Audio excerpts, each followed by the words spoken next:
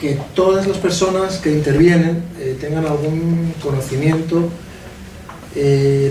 porque el hecho de ser extranjero es un factor de vulnerabilidad. Es decir, pues lo que decíamos, se suma. ¿No estás de acuerdo? No, es ser pobre. Bueno, Es más vulnerable que ser extranjero. Es un factor de vulnerabilidad, sí, no, pero ser pobre y ser extranjero yo creo que es peor que ser pobre y no serlo. Eso es peor es ser mujer negra, inmigrante, vista desde la pobreza, pero no desde extranjera. Bueno, hay extranjeros y extranjeros. Es un tema de debate. Sí, es cierto. Pero en general, bueno, yo desde luego sí y ha sido mi percepción.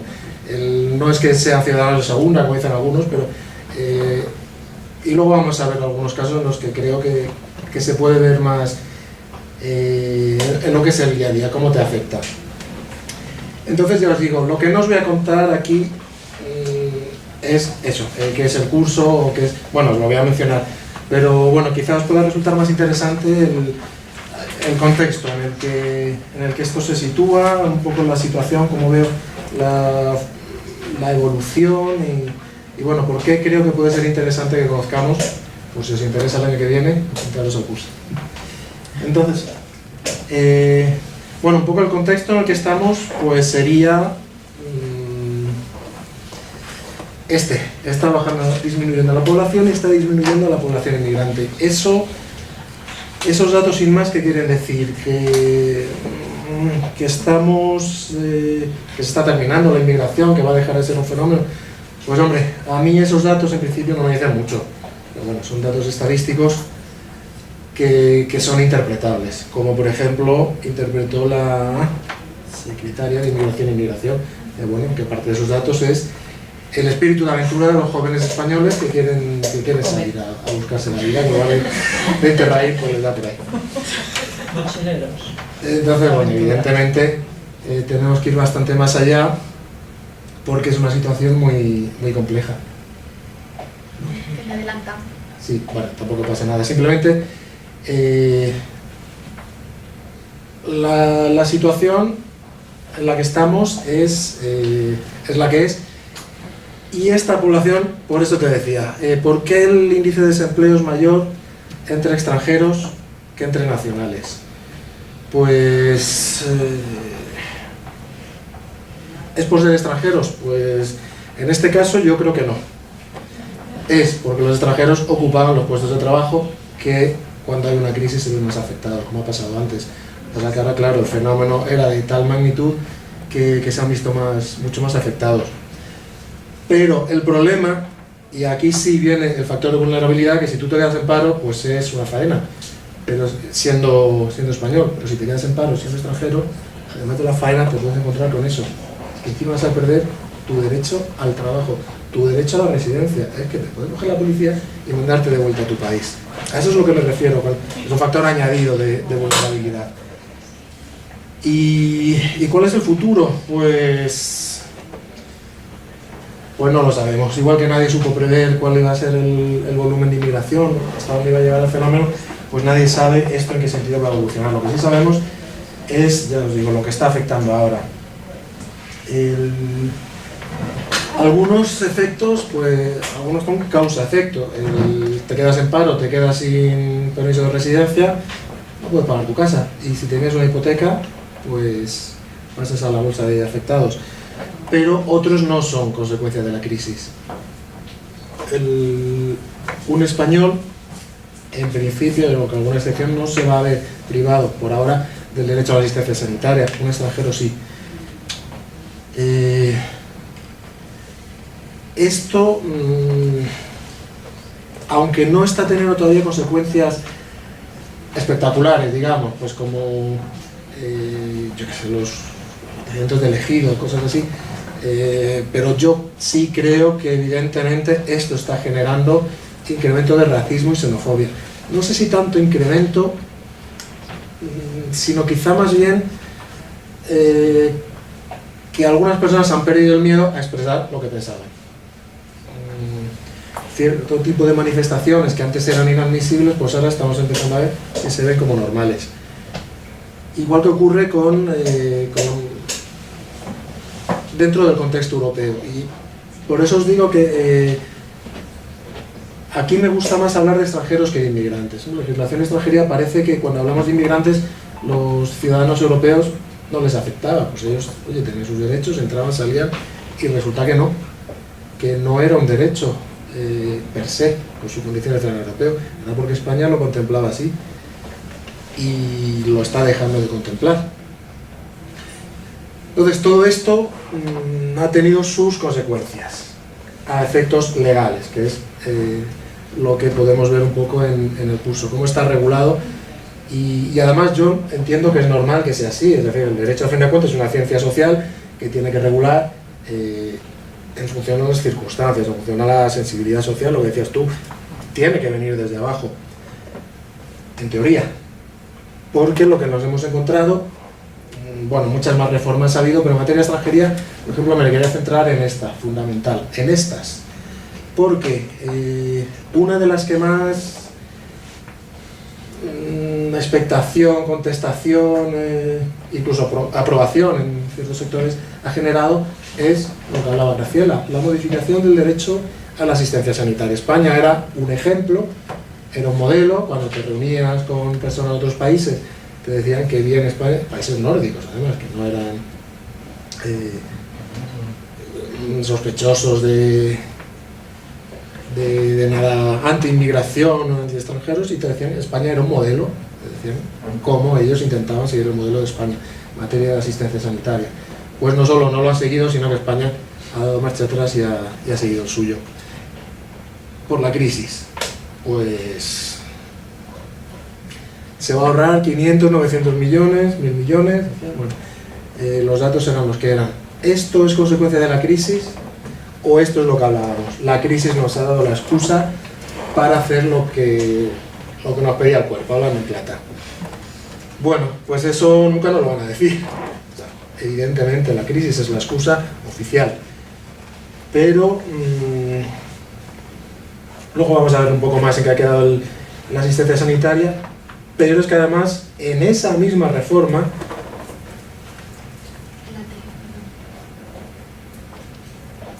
pues era lo que alguien llamó las leyes Pisuerga. Este es el Pisuerga, aprovechando el Pisuerga, pasa por Valladolid, reforma la asistencia sanitaria y mete un articulito que no he consultado a nadie, que no he debatido, que no he hablado, y me cargo, bueno, no me cargo, pero modifico en profundidad el régimen de los ciudadanos comunitarios en España. ¿Y eso qué quiere decir? Pues que de repente nos enteramos que los ciudadanos comunitarios no tienen derecho, según el derecho comunitario, a estar más de 3 meses en España. Era algo que España les reconocía y se lo ha dejado de reconocer.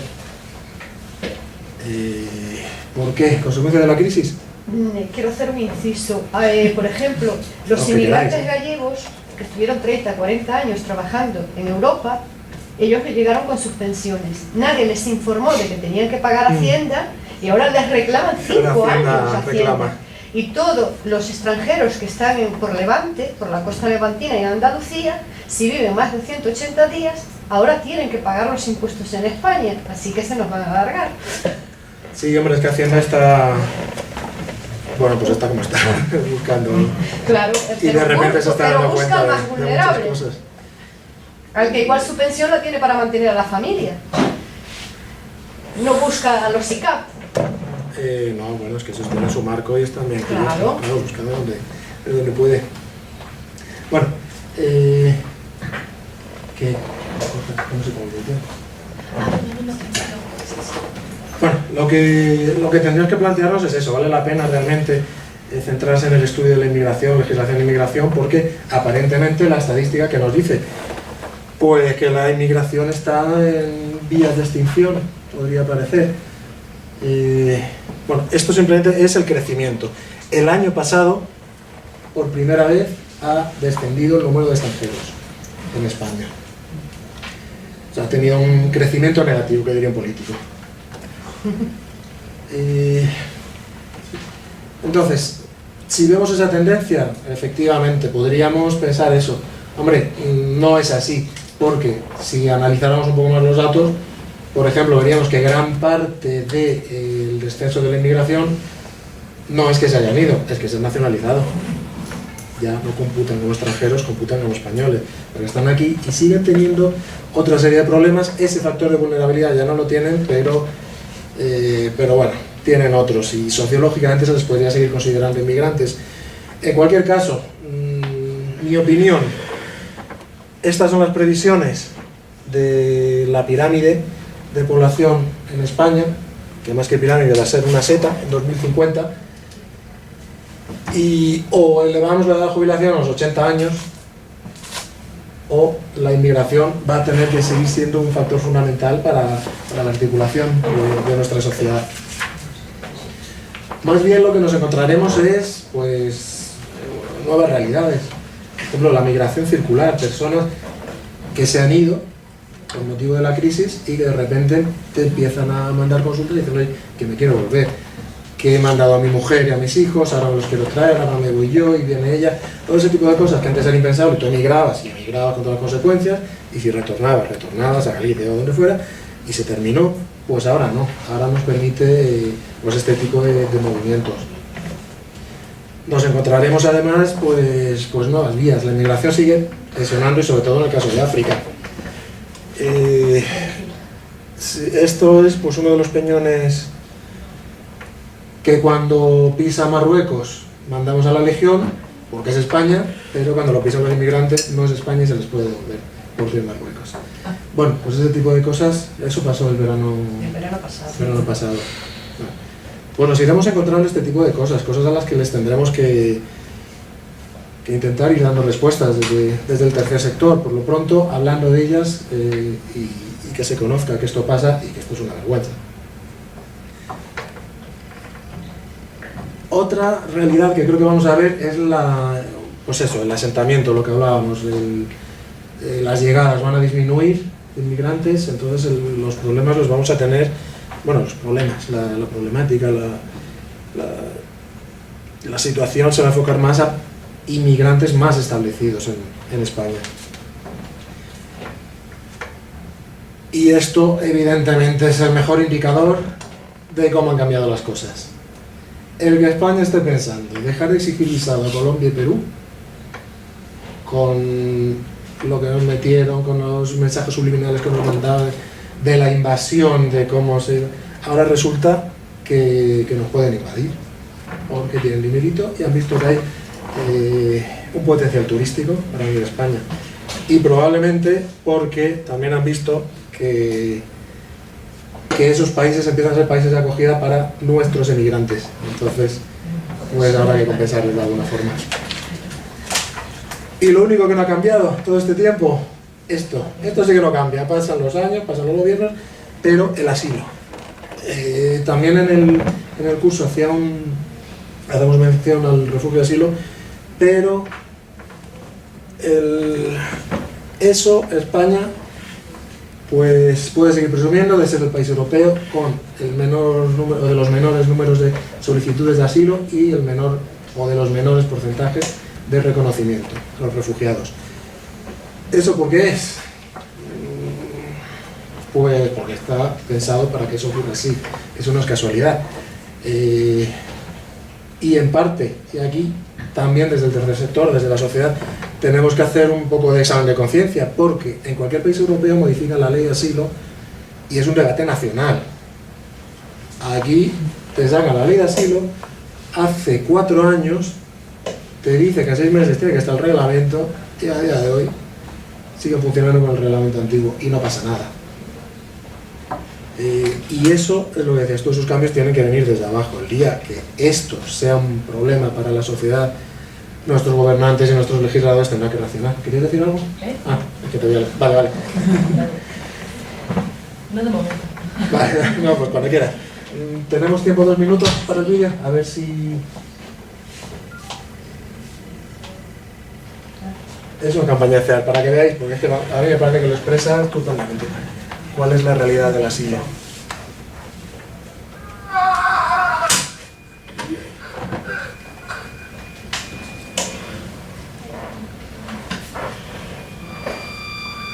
Sí que venías todo loco. Ya traba el Frontex. Agencia Europea de Fronteras.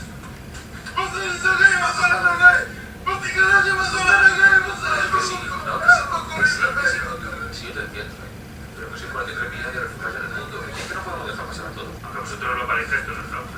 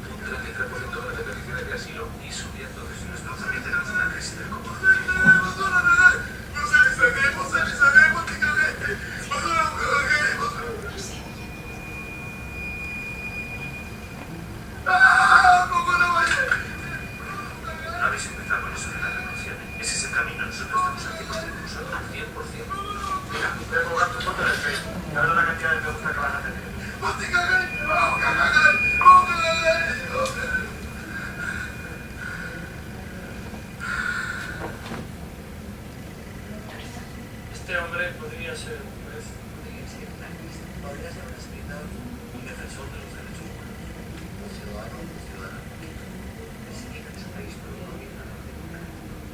Una mujer perseguida e indefensa ante la violencia de género. Perseguido por ejercer su derecho a la libertad de expresión. Perseguido por su raza, su religión o su condición sexual. Podría ser yo. Podría ser yo. Podría ser yo. Podría ser yo. Podría ser yo. Podría ser tú.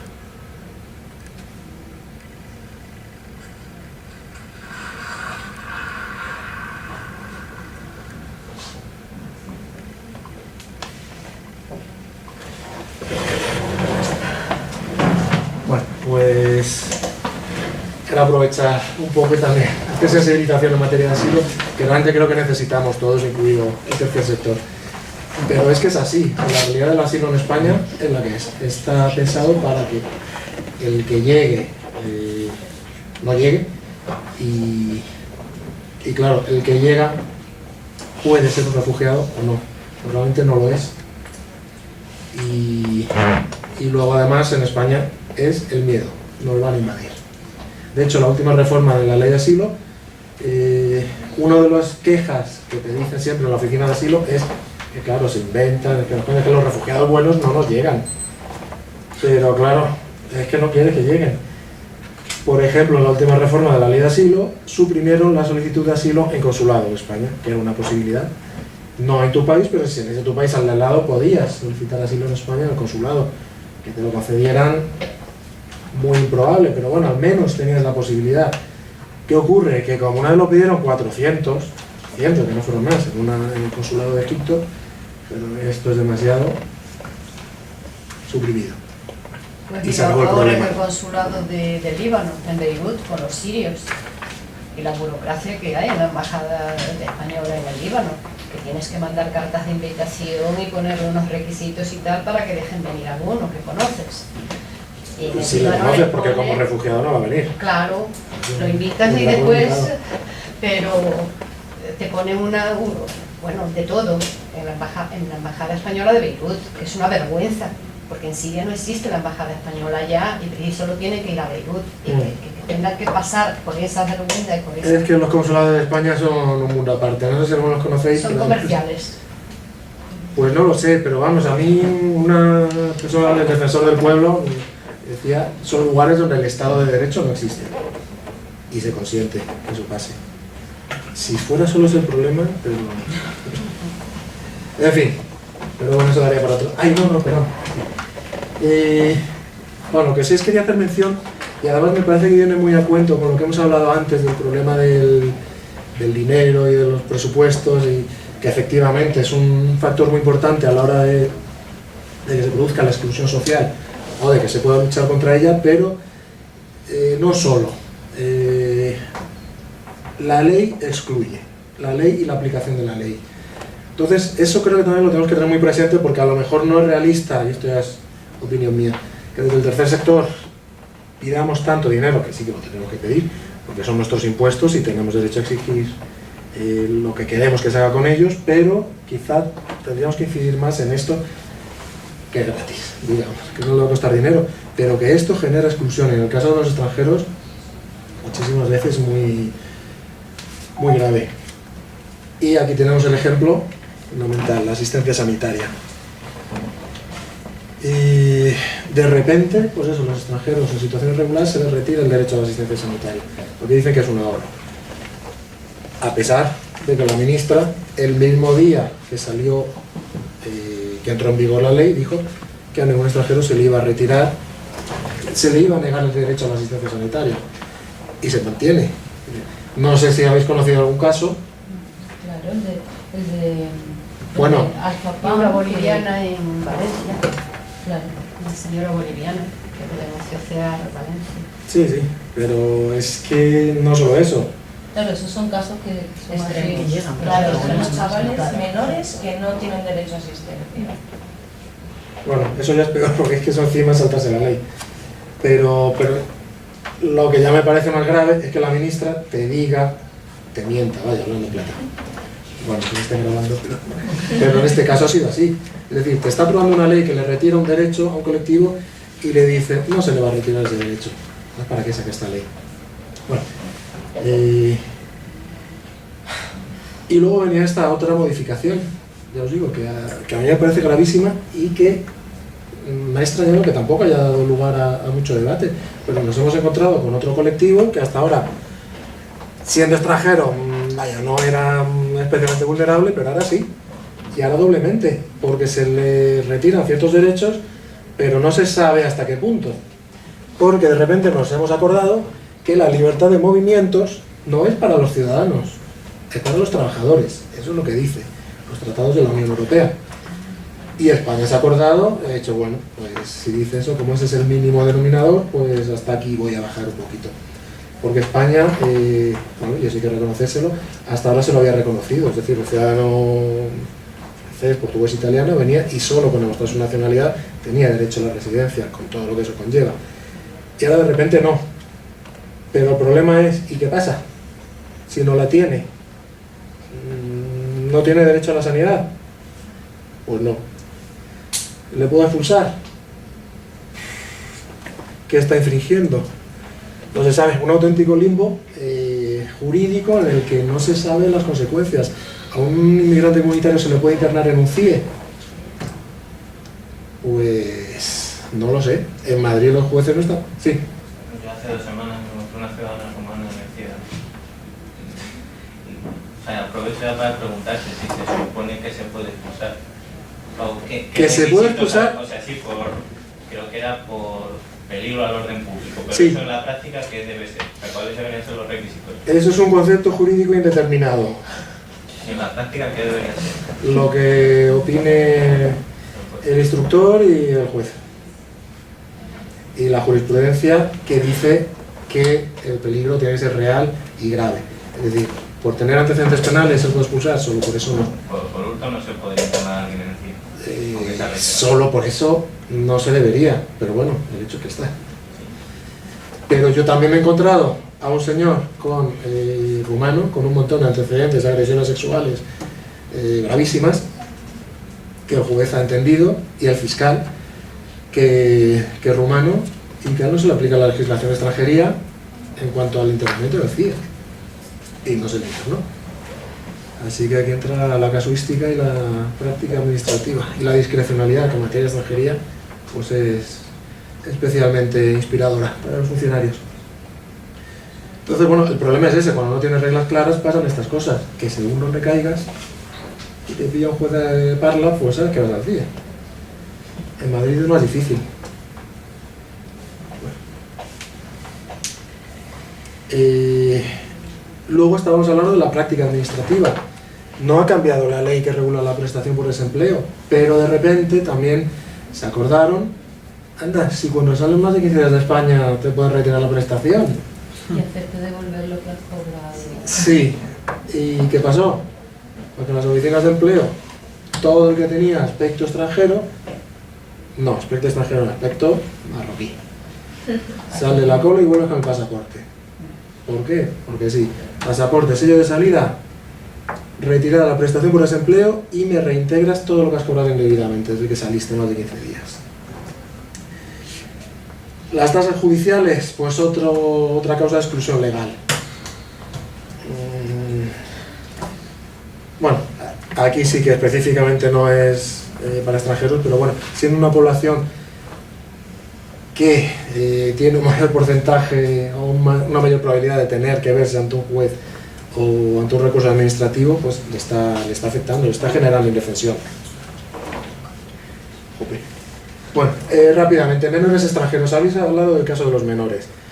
Pues aquí estamos hablando también de otros casos gravísimos. Y esto es exclusión legal. Esto no cuesta dinero, cambiar la ley. Pero la ley te dice, y aquí es el concepto del interés superior del menor, tal como lo interpreta el legislador. Un menor extranjero un menor que no le escolarizan. ¿Cuál es el problema? ¿O cuál es la consecuencia para los padres? Pues hombre, en el caso de ser extranjero, que los padres, además de no escolarizar al menor, se van a quedar sin permiso o no se lo van a renovar si lo tienen. ¿Eso redunda en el interés del menor? Pues hombre, amigo, lo expliquen. Porque puedo entender que digan, si quieres renovar, demuestra que lo has escolarizado. Pero no, que no lo has escolarizado, pues encima tú te quedas sin permiso. Con lo que probablemente te quedas sin trabajo si lo tienes, con lo que el interés del menor, pues hombre, muy favorecido yo diría que no se va a ver. Igual que ocurre en el caso de la reagrupación familiar. ¿Qué es una vivienda adecuada? Otro concepto jurídico indeterminado. La crisis te hace cambiar de vivienda. Matrimonio con un niño. Te vas a una casa de 60 metros, con un dormitorio, en el que duerme el matrimonio, y el menor va a dormir al sofá. Hombre, ¿eso no es digno? ¿Eso? Pues no lo sé, pero eso puede hacer que el niño se quede sin permiso de residencia, porque no tiene una vivienda adecuada. Bueno, puede no, lo está haciendo. Y este caso además es un caso real. Y el problema es lo que viene. Una pregunta. En nuestro centro también llegan menores que son los que llamamos no acompañados, muchos marroquíes que viven solos, y entonces ahí efectivamente también hay un limbo estupendísimo. De menores no acompañados, eso ya es un limbo, es otro mundo. Bueno, más que un limbo, porque la verdad es que los menores extranjeros no acompañados sí está bien regulado en la legislación de extranjería. El limbo es la aplicación, ¿verdad? Porque ahí efectivamente las comunidades tienen cierto margen y las entidades de protección de menores están todas, son comunitarias, pero el problema es que no aplican la ley. O sea, no es que no esté regulado, un menor extranjero está bien regulado. Primero, cómo se debe determinar si es menor, en caso de duda, entre minoría o mayoría de edad, hay que optar por la minoría de edad, todo ese tipo de cosas está bien regulada. Ahora, el problema es que no siempre se aplica. Entonces yo ahí no le llamaría un limbo. Al acceso a una educación, al acceso a muchas otras cosas, que se tarda o se dilata. O no bueno, eso ya es otra cosa, claro. Entonces, sí, como tiene 17 y medio, vamos a esperar que cumpla los 18. Pero es la aplicación otra vez, porque por ley sí que tienen derecho. Igual que los menores tienen derecho a la asistencia sanitaria, nos encontramos con que en la práctica. También os digo que ahí es nuestra labor como tercer sector. Vale, y una vez que tú sabes o conoces una situación en la que sabes que por ley tienen ese derecho, recurres a la administración, preguntas, te mandan a tal, lo hace, te mandan a tal, lo hace. Al final, ¿ante dónde tienes que ir? Pues al final, por escrito, respuesta por escrito, recurrible. Y si hace falta, hay un recurso contencioso por derechos fundamentales, que a día de hoy eso es muy rápido. O sea, herramientas tenemos. ¿Qué asociaciones o qué? Asociaciones, pues ir a juicio, yo creo que ninguna. ¿Qué es eso? Turno de oficio, que todavía existe. Mira, SOGE donde haya, y turno de oficio que hay en todas partes. Mira, ahora un caso concreto, que es esto. Con la solicitud de becas del MEC, del Ministerio, o sea, competencia del Ministerio.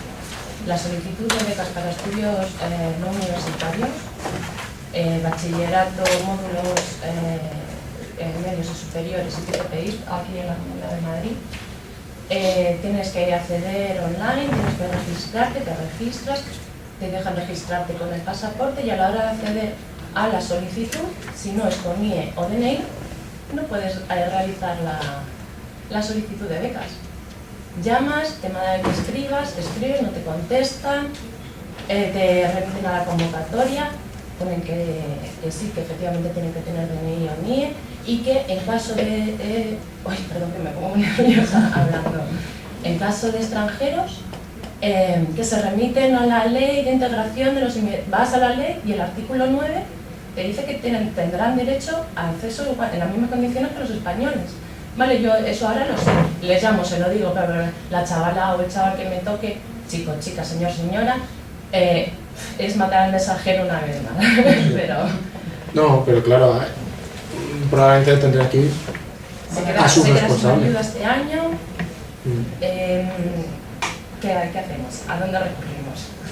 Pues a la administración, hombre, la administración... ¿Pero la administración a qué? Porque estoy llamando al número de teléfono de la administración y estoy escribiendo directamente a la administración. Es que llamadas, en estos casos, llamadas por teléfono... Y por escrito no me contesta tampoco. Escritos por registro y dirigido al responsable y... Por los datos legales no he tenido ni siquiera una confirmación de que les haya llegado los mails enviados. Es que en este caso hay que ir pues a la tradición administrativa española. Sello. Que eso pero si llega. te lo dan todo online, yo estoy solicitando ingresos. Pero un órgano administrativo tiene que tener un registro. Registrarlo y tienen la obligación de responderte. Sí, ahí tenemos que usar las herramientas.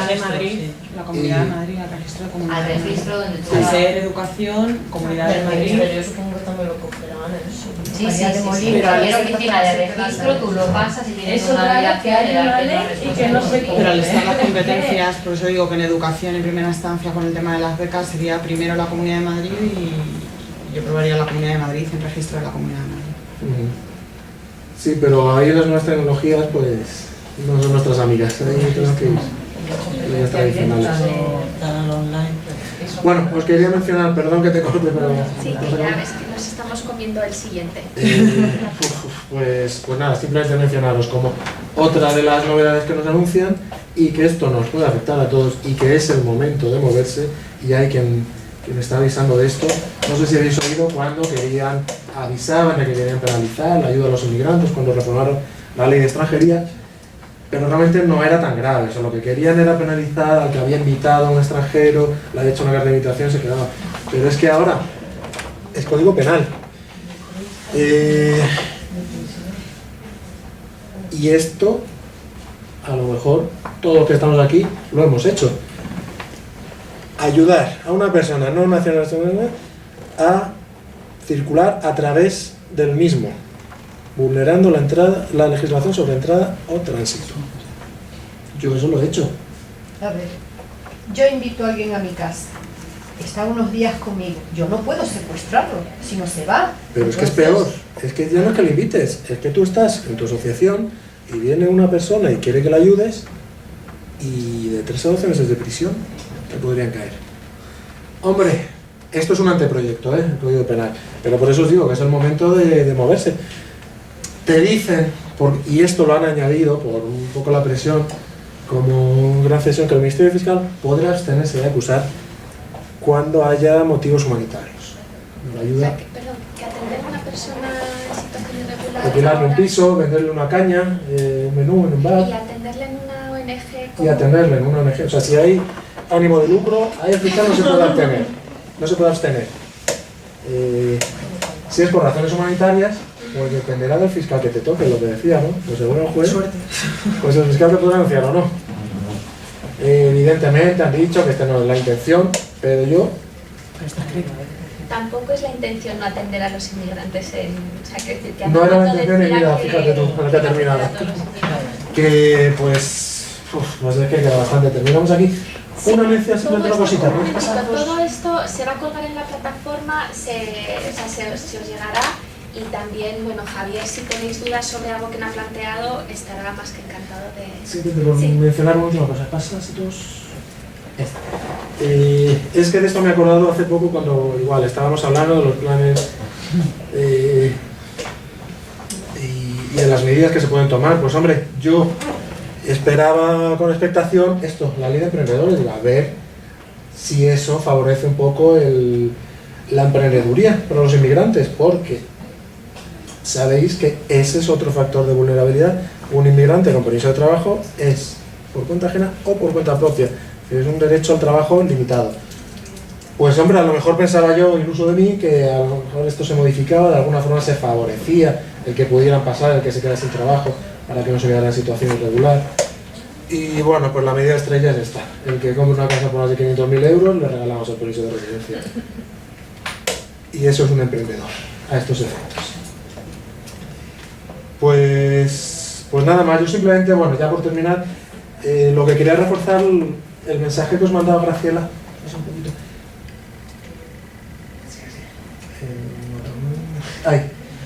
El problema que muchas veces tendemos, claro, porque nos encontramos con todos los problemas y tendemos a verlo todo muy negro, pero realmente yo creo que se pueden hacer cosas, y que de hecho para eso estamos, y que se están consiguiendo. Y en el caso que estábamos hablando de la asistencia sanitaria, a día de hoy en la mitad de las comunidades, si no más, no se está aplicando la ley, porque no se está aplicando en los términos en que se ha aprobado, porque las comunidades que han dicho, vale, esto es un mínimo, no estoy obligado a atender a los inmigrantes en situación irregular, pero yo lo quiero hacer y lo voy a hacer, lo está haciendo Cataluña en ciertos términos, País Vasco, Andalucía, Valencia creo que lo va a empezar a hacer, Baleares, creo que con Madrid línea dura, pero eso no es casualidad, eso es porque hay, pues eso, una base social. Esto sí ha generado movimiento, ha generado respuesta, movilización, y por eso nos encontramos con que se están consiguiendo cosas, igual que se ha conseguido en materia de desahucio, igual que se ha conseguido lo que hablábamos en materia del desempleo. El Tribunal Supremo, al final, la instancia de una ONG ha dicho que de eso nada, que por salir 15 días no te pueden retirar la prestación por desempleo, etc. Entonces, bueno, simplemente animaros, que estamos hablando en materia de derechos, y eso, tengamos dinero o no, influye y ayuda a evitar la exclusión. Y hasta aquí hemos llegado. ¡Ay, pon la última! No, pero esto es información. Es... Uy, la anterior. Que me emociona. Esta. Simplemente por si vais a tener bueno, no sé si vais a tener mi correo, pero a mí me va a llegar, pero una vez que termine el curso, si necesitáis cualquier cosa, cualquier duda, pues queda a vuestra disposición. Esta es una web de una fundación de Cruz Roja, en la que también colaboro, especializada en inmigración. Bueno, también podéis encontrar información que os pueda ser útil, y un blog de extranjería en el que colaboro con una editorial, igual, por si os interesa el tema.